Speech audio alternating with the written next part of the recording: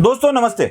इस वीडियो का शीर्षक देखकर आप जरा चकरा जाओगे। हाँ, मैं कह रहा हूं कि देवेंद्र फडणवीस एहसान फरामोश है। एहसान फरामोश, ऐसा किसने एहसान देवेंद्र फडणवीस पे कर दिया था जिसने एहसान की फरामोशी फडणवीस ने कर दी है? चलो मैं जरा आपको ठीक तरह से समझाता हूं। इससे पहले हमें कुछ पूर्व गतकाल में घटी घटनाओं की तरफ जाना पड़ेगा। तब देश में मनमोहन सिंह प्रधानमंत्री थे और आखिरी समय में नरेंद्र मोदी भाजपा के नेता चुने गए थे, जो प्रचार प्रमुख भी बने थे और प्रधानमंत्री पद के उम्मीदवार के तौर पर भी वो सामने लाए गए थे। 2014 के पहले की बात है। उस वक्त कांग्रेस के एक नेता हुआ करते थे, दिग्विजय सिंह। हुआ करते थे ऐसे ही कहना पड़ रहा है, आजकल वो कहीं नहीं दिख रहे हैं। राहुल गांधी जैसे बेबुनियाद बयान करते जाते थे, जैसे उनके बयानों की धज्जियां उड़ाई जाती थी सोशल मीडिया पर, अनाप शनाप कुछ भी बकते थे, बोलते थे। और उसके बाद ऐसे ही बयानबाजी करने वाले नेताओं में से थे दिग्विजय सिंह। अब प्रधानमंत्री के उम्मीदवार के रूप में नरेंद्र मोदी अपनी छवि को जब बना रहे थे, समूचे देश के सामने वो जा रहे थे, तब उनकी छवि को अच्छा करने के लिए जैसे भारतीय जनता पार्टी के कार्यकर्ता प्रयत्न कर रहे थे, वैसे ही अपने नेता की छवि बिगाड़कर कांग्रेस के कुछ नेता भी इसमें सहयोग कर रहे थे। और वो राहुल गांधी भी थे और दिग्विजय सिंह जैसे नेता भी थे, जो अपनी अनाप शनाप बातों के कारण, जो अपनी बयानबाजियों के कारण बहुत ही फेमस होते चले गए। अब ये बयान करते थे और फायदा होता था नरेंद्र मोदी जी का। तो नरेंद्र मोदी का प्रधानमंत्री बनने में जितना हाथ खुद नरेंद्र मोदी का है, जितना देश के लोगों का है, उतना ही मैं मानता हूं कि दिग्विजय सिंह जैसे बड़बोले नेता का भी है, जो अनाप शनाप बोलकर, कुछ भी बोलकर कांग्रेस की छवि को खराब कर रहे थे। इसलिए प्रधानमंत्री नरेंद्र मोदी बनने के लिए मैं इनको भी धन्यवाद करता हूं। अब मैं देवेंद्र फडणवीस को क्यों एहसान फरामोश कह रहा हूं? देवेंद्र फडणवीस ने विधान परिषद के चुनाव के बाद सभी विधायकों के आभार व्यक्त किए, सभी नेताओं के भी आभार व्यक्त किए, लेकिन उन्होंने एक व्यक्ति का आभार व्यक्त करना भूल गए। वो व्यक्ति कौन है? वो व्यक्ति है अपने विश्व प्रवक्ता संजय राउत जी। देवेंद्र फडणवीस जी का यह कर्तव्य था कि वो संजय राउत के भी आभार व्यक्त करें, क्योंकि जितना फायदा दिग्विजय सिंह की वजह से प्रधानमंत्री नरेंद्र मोदी जी को हुआ है, उतना ही फायदा संजय राउत की वजह से भारतीय जनता पार्टी और देवेंद्र फडणवीस को हुआ है।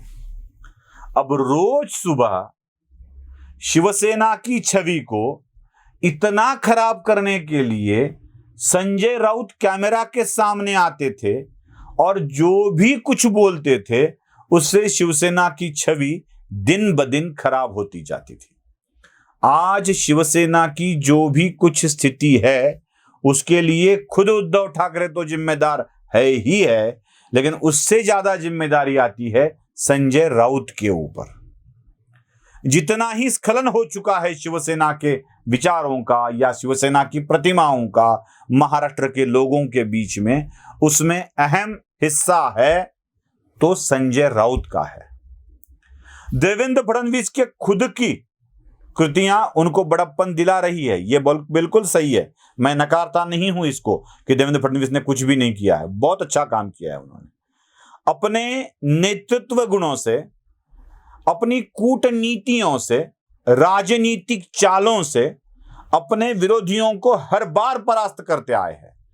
लेकिन होता क्या है आपको बता दूं मैं, कि आप चालें तो अच्छी चल लेते हो, काम तो अच्छे कर लेते हो, सब कुछ अच्छा होता है, लेकिन एक जनमत बनाने की भी बात होती है। कुछ लोग पॉजिटिव अप्रोच से जनमत बनाते हैं, मतलब हर बार कुछ नई बातें बताकर, कुछ प्रचार वाली बातें बताकर, कुछ अच्छाइयां बताकर जनमत तैयार करते हैं। और जनमत दूसरी तरफ से भी एक होता है, वो होता है कि निगेटिविटी से।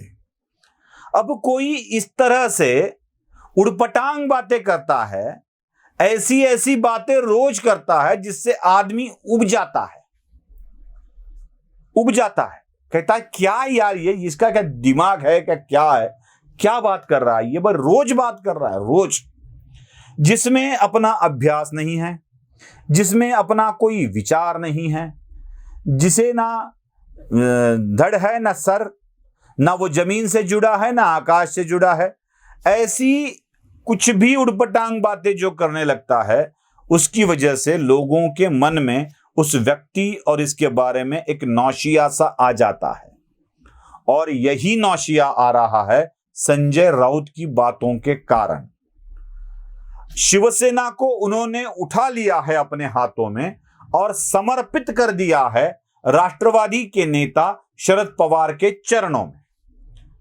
जैसे फूल भगवान के चरणों में अर्पित किया जाता है, वैसे संजय राउत ने शरद पवार को अपना भगवान समझ लिया है और उनके चरणों में शिव सैनिकों का एक एक पुष्प अर्पित करते जा रहे हैं।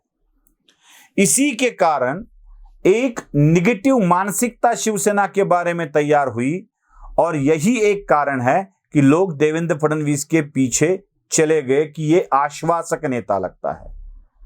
अब मुझे सच बताइए, देवेंद्र फडणवीस का कर्तव्य नहीं था कि वो संजय राउत का भी आभार व्यक्त करे?